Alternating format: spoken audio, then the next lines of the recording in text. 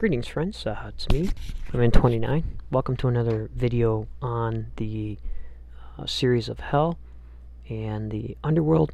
Now I'll be looking at the Descent of Ishtar into the Netherworld. In the previous lecture, 1.4 on Mesopotamian literature, we discussed an introduction to Inanna's descent and Ishtar's descent. And now we'll be getting into the literature. So here is a rather extended version of this text, and the translation comes from the electronic text corpus of Sumerian literature, which is a great site. They have tons of American Sumerian literature online.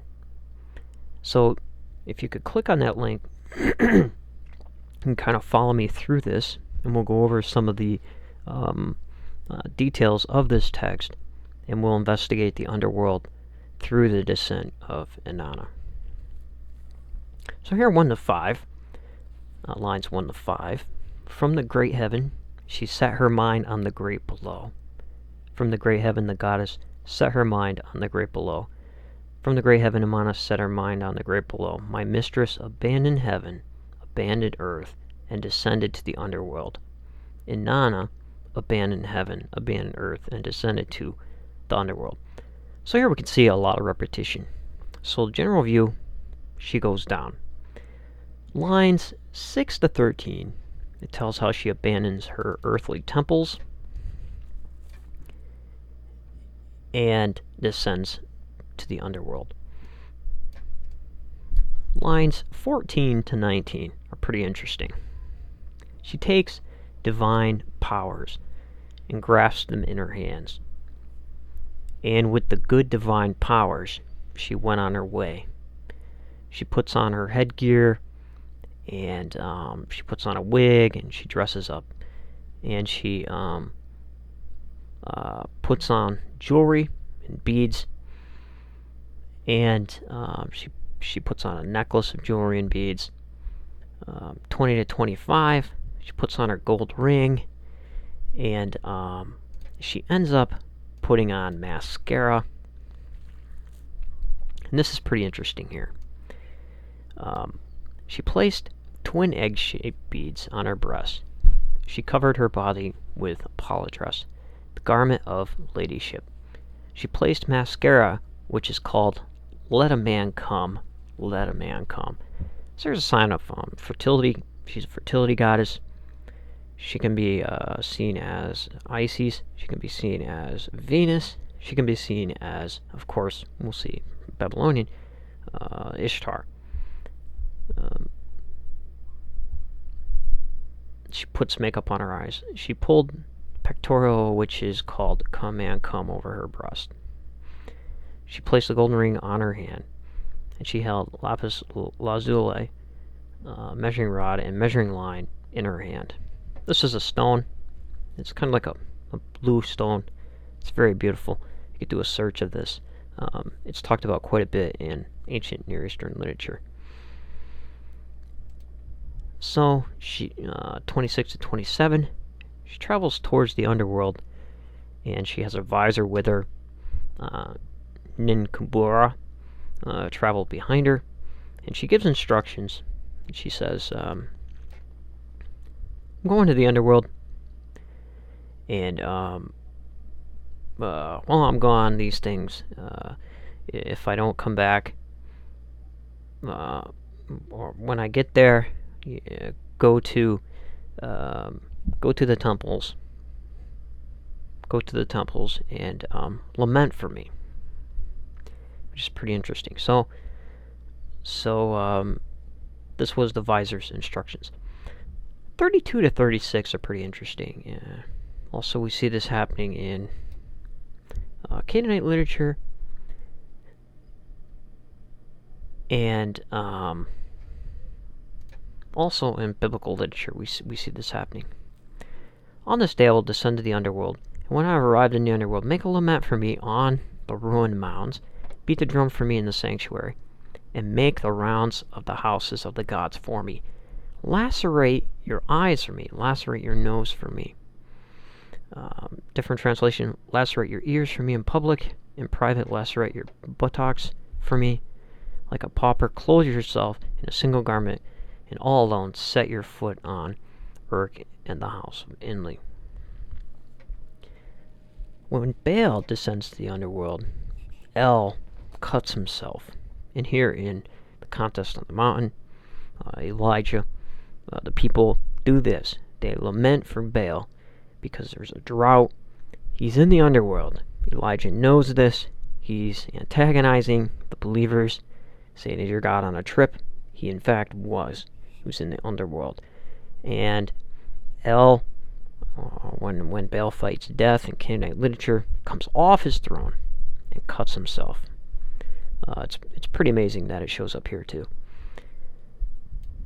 So Inanna gives the instructions on what the visor or her helper should say as she addresses the gods in her plea to get out of the underworld. Don't let precious lapis lazuli be split there with a mason stone.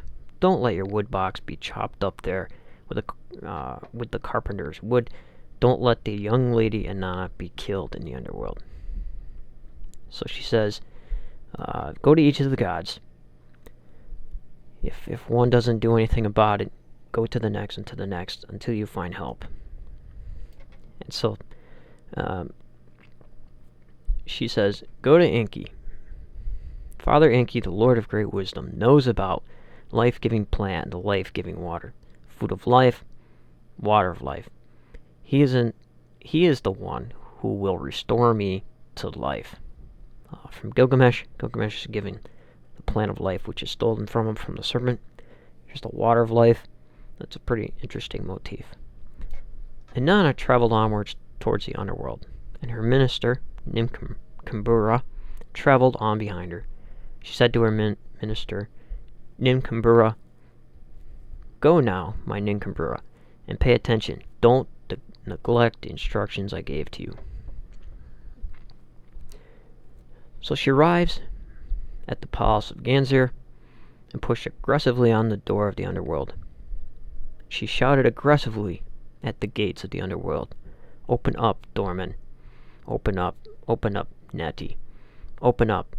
I am all alone and I want to come in. Neti is the gatekeeper. And so Neti, the chief doorman of the underworld, answered, Holy Inanna, who are you? She says, I am Inanna. I am going to the east. This is pretty interesting. Is she passing through the world to come out the other side? We don't know. Some people would like to think that this could be early ideas of the earth being round, passing through the center of the underworld. However, that's in question. But here, she's going. If you and Inanna are going to the east, why have you traveled to the land of no return? How did you set your heart on the road whose traveler never returns? So most people go to the underworld, don't come back. So now she gives a reason for being there. Holy Inanna answered him and said, because Lord Gudgalana, the husband of my elder sister, Arishtagal, has died, and in order to have his funeral rites observed, he offers generous liberations at his wake. That is the reason. So here, the bull of heaven has died. She comes down to mourn him. So she says. Neti, the doorman, the underworld, answer, Holy Inanna, stay here. Don't move.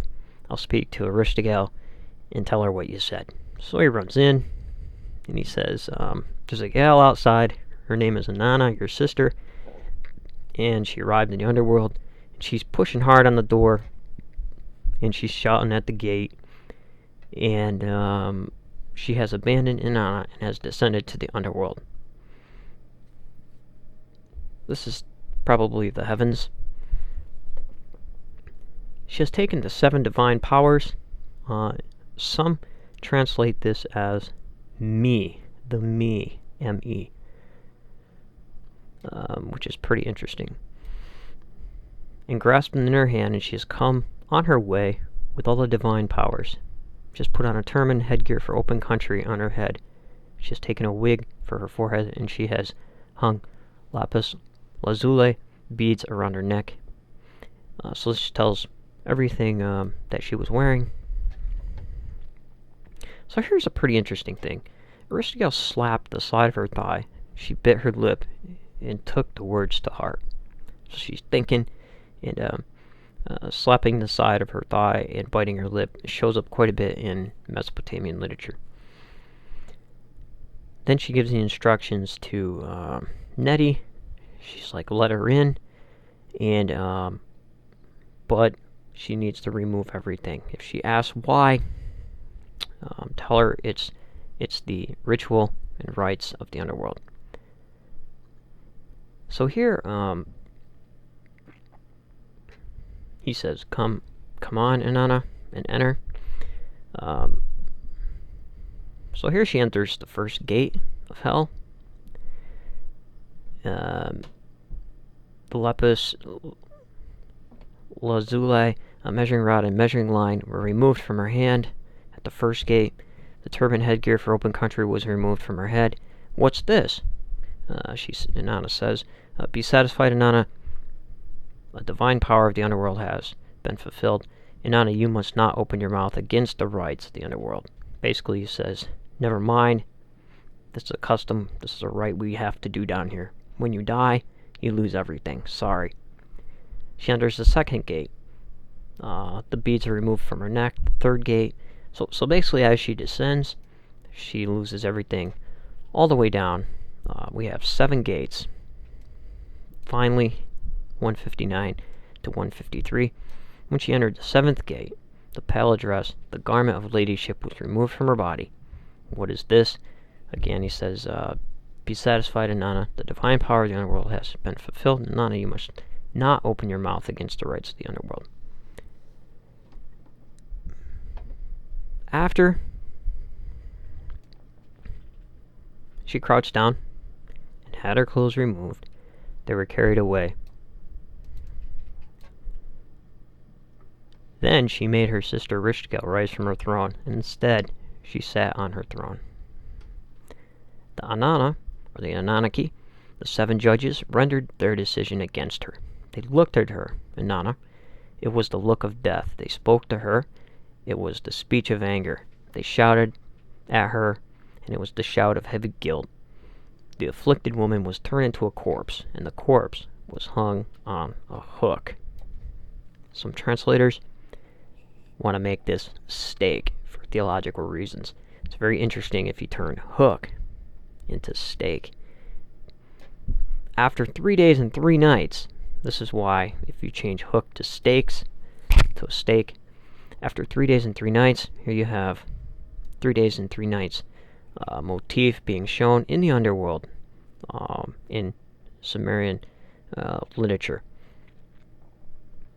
So this kind of parallels what happens in Christianity and all that. Ninkambara, her minister who speaks fair words, her escort who speaks trustworthy words, carried out the instructions of her mistress, and did not forget her orders. She did not neglect the instructions. So she makes the laments in all the houses of the deities. She goes to each one. She's turned down until she gets to the god Enki. So here, she makes the plea to Enki, what she was told to say. Father Enki answered, Ninkambara, what has my daughter done? She has worried me. What has Inanna done? He repeats himself. Thus Enki helped her in this manner. He removed some dirt from the tip of his fingernails and created Karjara. He removed some dirt from his fingernails and created Galatura. So Kanjara, he gave the life-giving plant, and to Galatura gave the life-giving water. So in essence, he turns them into the flies. He says, slip through the doors like phantoms. The mother who gave birth Erishkigal, on account of her children, is lying there. Her holy shoulders are not covered by a linen cloth. Her breasts are not full like kagan vessels. Her nails are like a picksack upon her. The hair on her head is bunched up as if it were leeks. Here they're not to take anything from the underworld, but ask specifically for the body of Inanna. So Enki says to the two beings, androgynous, asexual beings that he created, when she says, "O my heart," you are to say, "You are troubled, O mistress, O your heart." So what they're doing here is sympathizing with the goddess to maybe calm her down, so they can identify with her. Enki goes on to tell them, they will offer you a river full of water. Don't accept it. They will offer you a field with its grain. Don't accept it. But say to her, "Give us the corpse hanging on the hook." She will answer, "That is the corpse of your queen." Say to her, whether it is that of our king or whether it is that of our queen, give it to us, and she will give you the corpse hanging on the hook. One of you will sprinkle on it the life-giving plant, or the food of life, and the other will spring on it life-giving water, or the water of life. Thus let Inanna arise. So they pay attention, they go down and do what they're told, and they're offered all the things that Enki said they would be offered.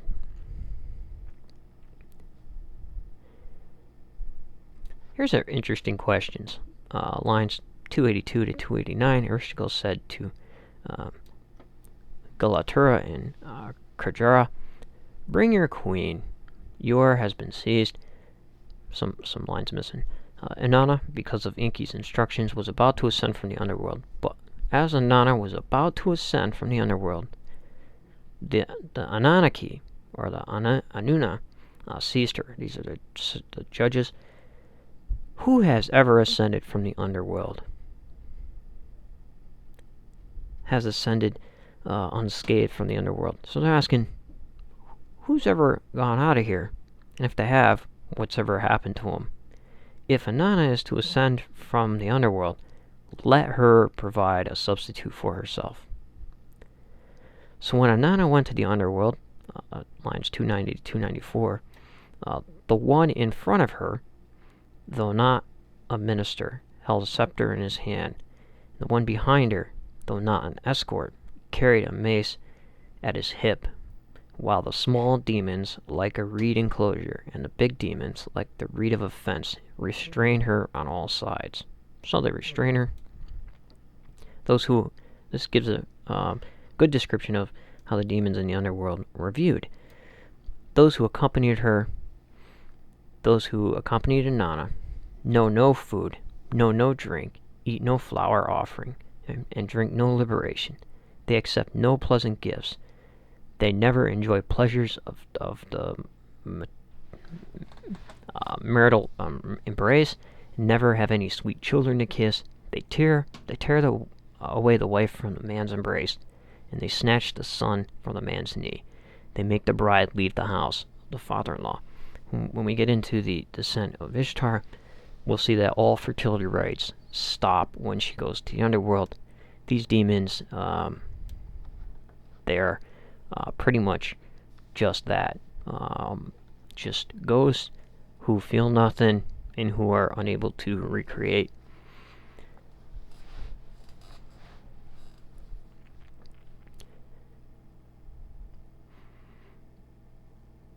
So here, after Inanna ascended to the underworld, Nimkambara ascended from the underworld, and Nimkambara threw himself at her feet at the door of the Ganser. And she sat in the dust and clothed herself in a filthy garment. The demon said to holy Inanna, "Proceed to your city, and we will take her back." So here, she goes to a bunch of different people.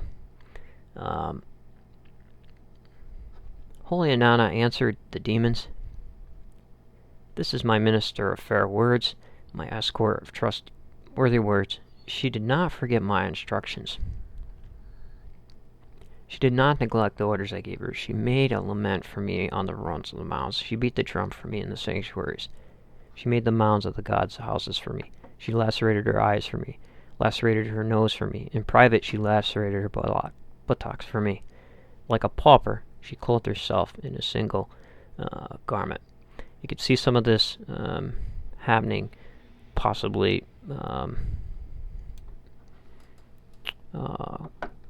like dressing like paupers to show some kind of mourning or repentance when Nineveh repents, possibly.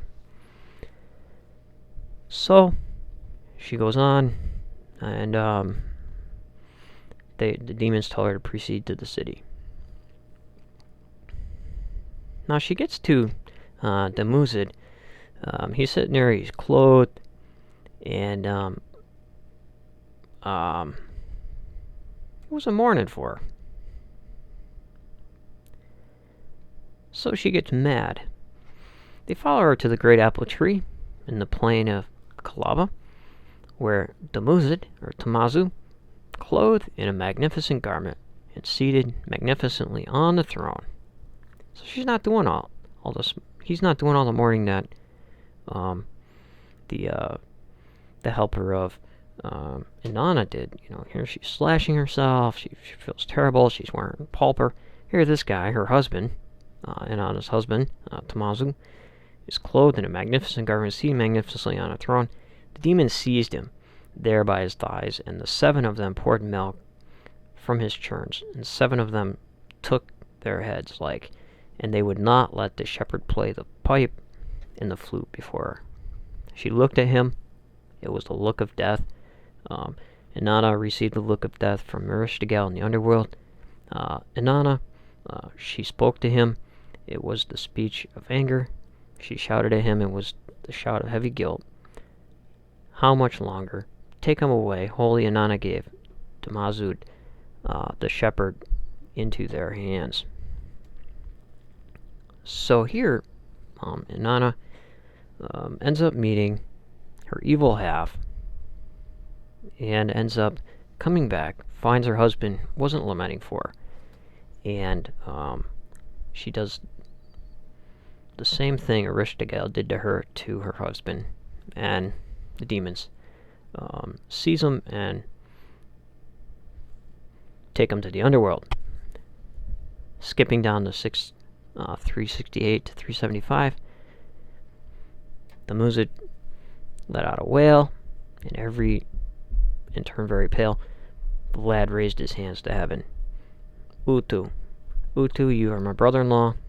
I am your relation by marriage. I brought butter to your mother's house. I brought milk to Ningal's house. Turn my hands into snakes and my feet into snakes, so I can escape the demons, and let them not keep hold of me. So Utu meets his demands, turns his feet into snakes, turns his hands into snakes, and Dumuzi escapes the demons. We have some missing text here. Apparently he's still in hell. Inanna wept bitterly for her husband. So apparently she feels bad. And she says, I can't perform any ritualistic rites, fertility rites when my husband's down there. So a fly spoke to Inanna.